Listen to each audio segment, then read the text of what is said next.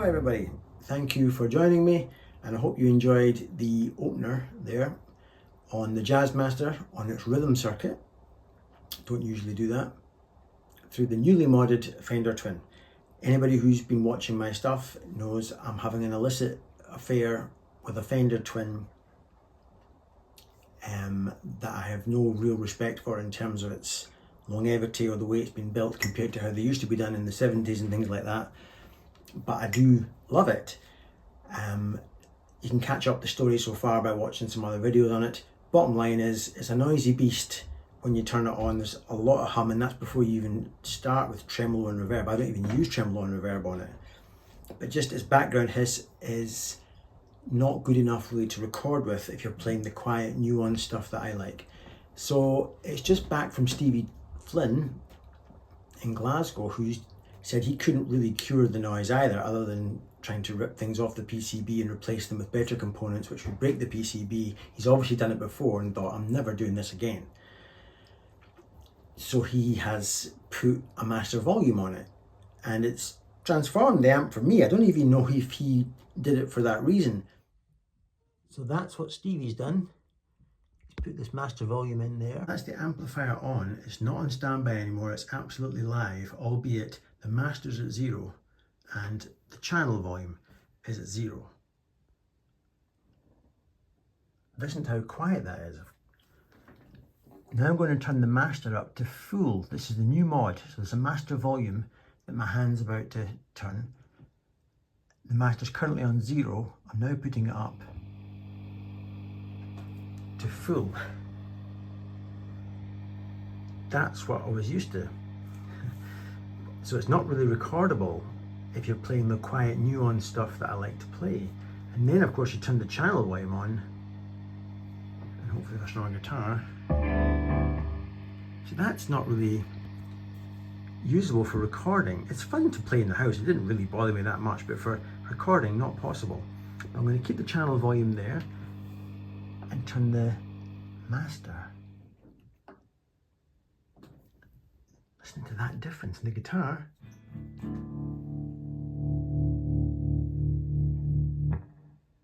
It's lovely. And so that's great for me and the stuff I like. But before I just gloss over that now and get on to the rest of the video, I'm sure somebody's going to want to know, can you make it overdrive then, house bedroom volume? So yeah, in other words, let's have the master really low, but the channel volume cranked. Let's have a few seconds of that.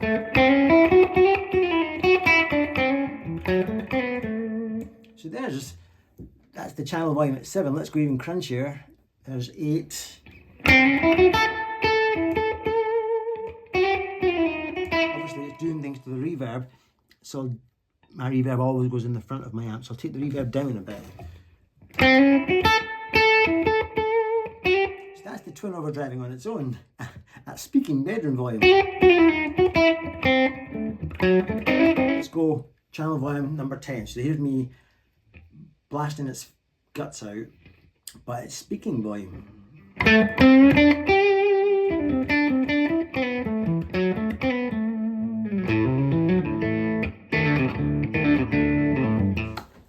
So, thank you, Stevie. Well done.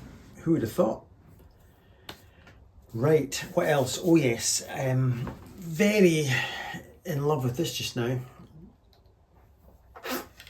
Never selling this, never ever in a million years. I'll sell my Junior one day. When I retire, I'll sell my Junior to boost retirement funds.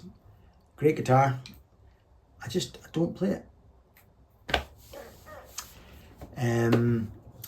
Yeah, anyway, on the subject of Les Pauls, I was watching Colin's show. The guitarist is, I'm sure you probably all know that one. His channel is really growing. And he did his Les Paul shootout, I think it was yesterday. He's got his Heritage, Gibson, Epiphone, Eastman, others and so on. But it got me thinking about this guitar that I've been watching a lot of lately. A Greco. Anybody got a Greco? A Greco Les Paul? I say that because that wasn't featured in Colin's little shootout. It can only feature so many, of course. And I watched this YouTube channel called Guitars and Gizmos. I'll put a link in the description. Great channel. He's a very likeable chap, this guy. Tor, pronounced T-H-O-R, pronounced Tor. Tor Oliverson. Hi Tor, if you're watching. We've talked a lot, you and I. I guess we're internet friends. One day, hopefully I will meet you and we'll have a pint of Norwegian lager or something. So he's from Norway. Is it Stavanger? Great channel. He has acquired a Greco Les Paul, and this thing has got cred and vibe and charisma in bucket loads, and it transcends the fact that it's not a Gibson. I think it's from 1989. Check it, I'll put a link to the actual video actually where he talks about that particular guitar. And I just wondered if anybody else had any experience of Greco.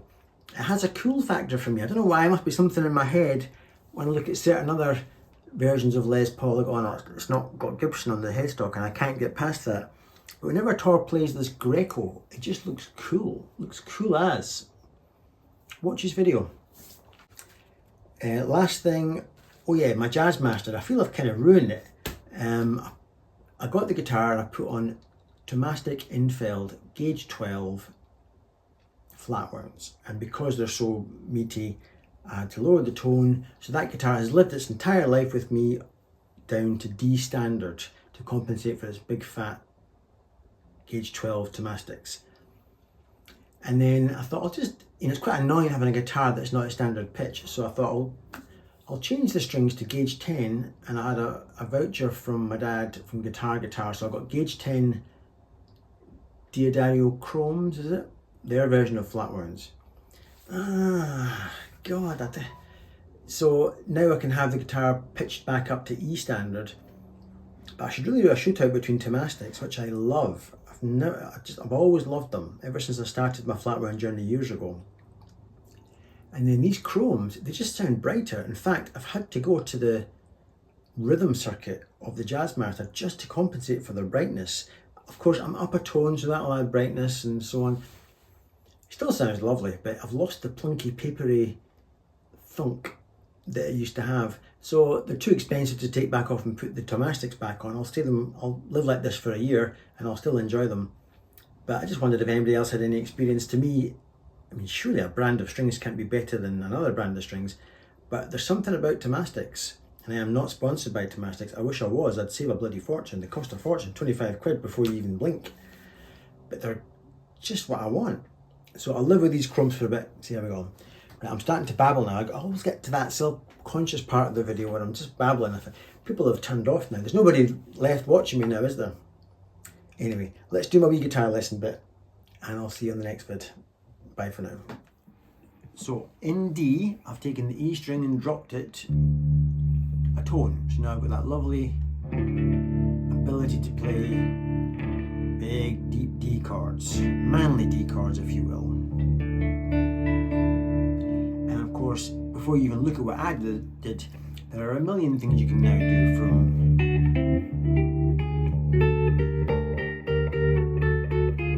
just play.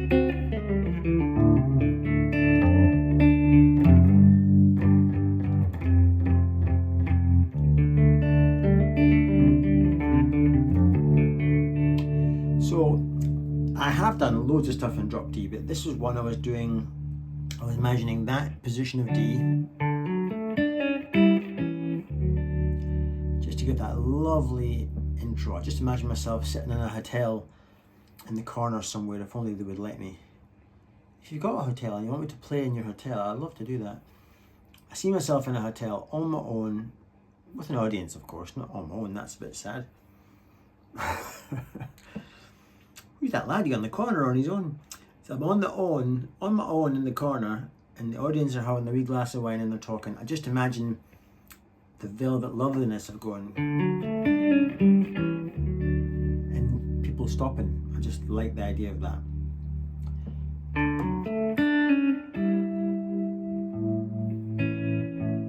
can see what I'm doing there with my fingers. And that lovely open D string again, the big thick E string.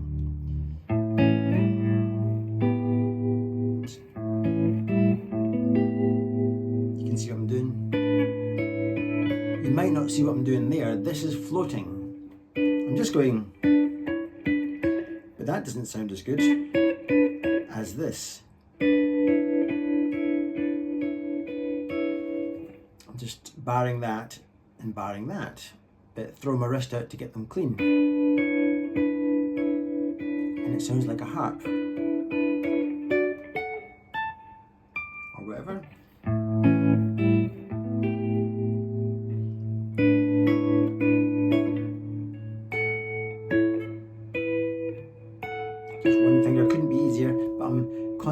alternating between the G and E strings of my right hand and the B and D strings.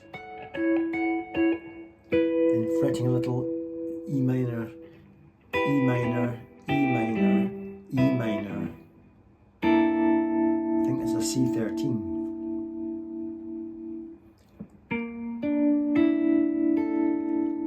Eighth of the D, 7th of the G, and the 5th of the B and E. You might be more used to playing it like that. I would do that with my thumb, but of course I'd have to do that with my thumb because I've dropped the... But that sounds great in a blues context, but in the context I used, I refretted it to get that lovely play between these two notes. Just lovely, if I say so myself.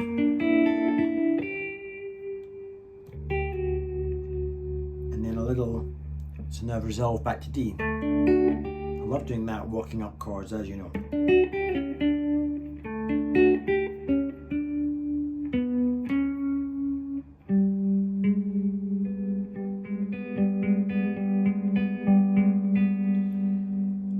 I'm playing a little melody, but stretching it with an open string. So far, just melody.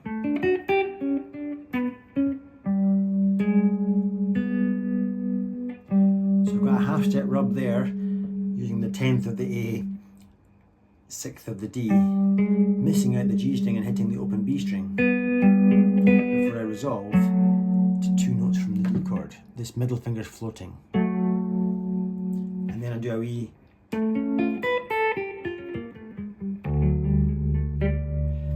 That's just a wee Tobias Hoffmanism. So it's a diminished chord, not diminished, an augmented chord.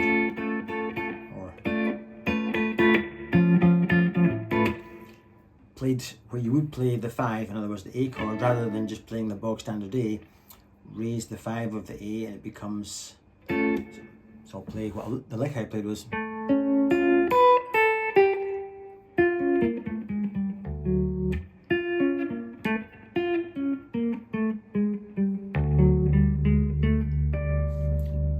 then I do a similar thing, back to the rocking back from, I'm on the 1, now I'm going to rock back to the 5 chord, the A.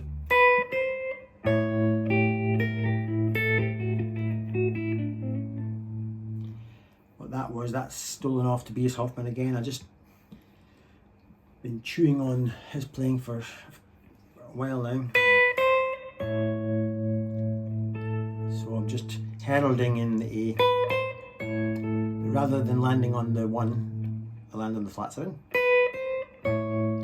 These names, by the way, don't hang up the names. That's just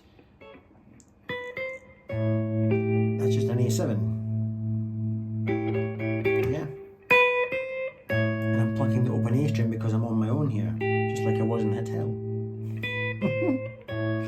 Then a wee diminished run.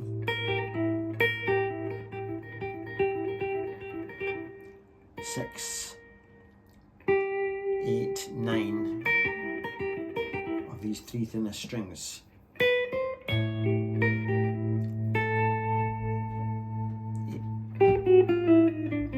Or something like that. Chromatic.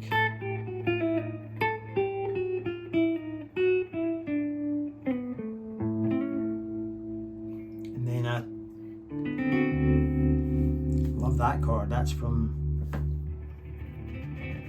Madison Cunningham, All at Once. If you know, you know. Then a couple of chord changes. I think I went and into a G chord.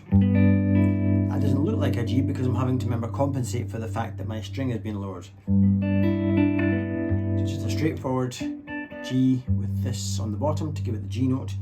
It looks like an A note, but it's a G note because I've dropped the string. Open E string. Then my E chord now has to be shaped kind of funny. So again, just because I've dropped the string. So I'm just changing from G to E chord, it's an E chord, to an A chord, to an F sharp 7.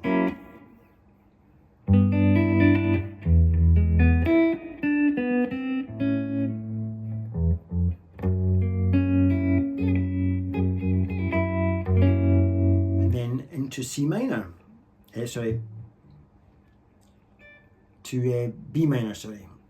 Again, it doesn't look like a B minor, that looks like a B minor, but because I've screwed with my hand position, I'm having to go, sorry, I've screwed with my tuning, so that's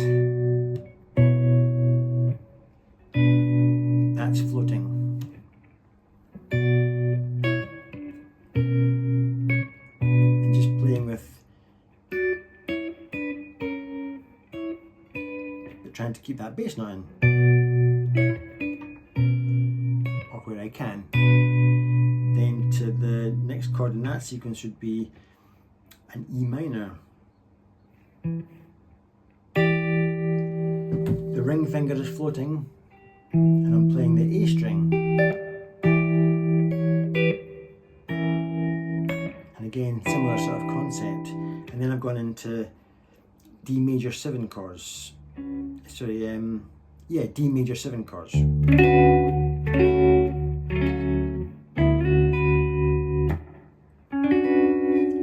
These two are floating, it's just that. Again, these two are floating.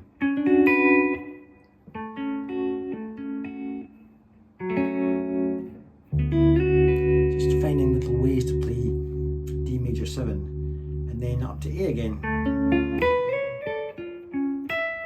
albeit augmented.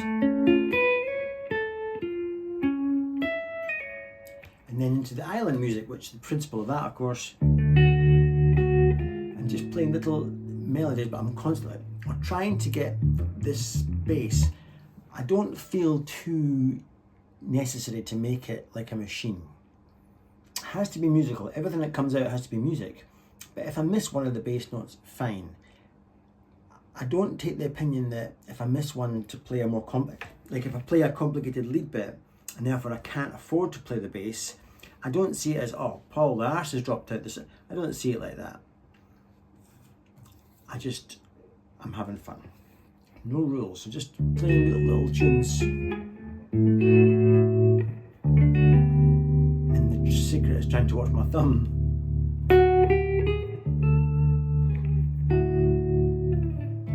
Just constantly playing that little. I'm not going to go into the whole thing, but you get the idea.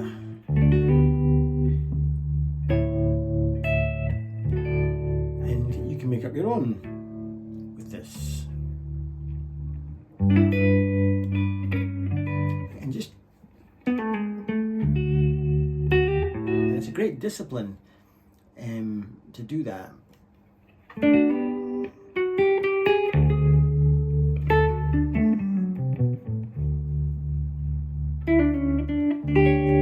like to get in some weird notes like that.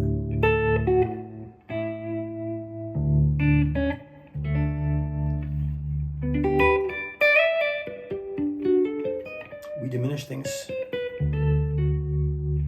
and so on. I won't go into mega detail, but the point is, play with these open tunings and have fun. And when you've got something basic, try to stick in a wee augmented thing on the 5 chord, or start with a wee diminished run like I've done many times in the channel. Hopefully you get something out of that.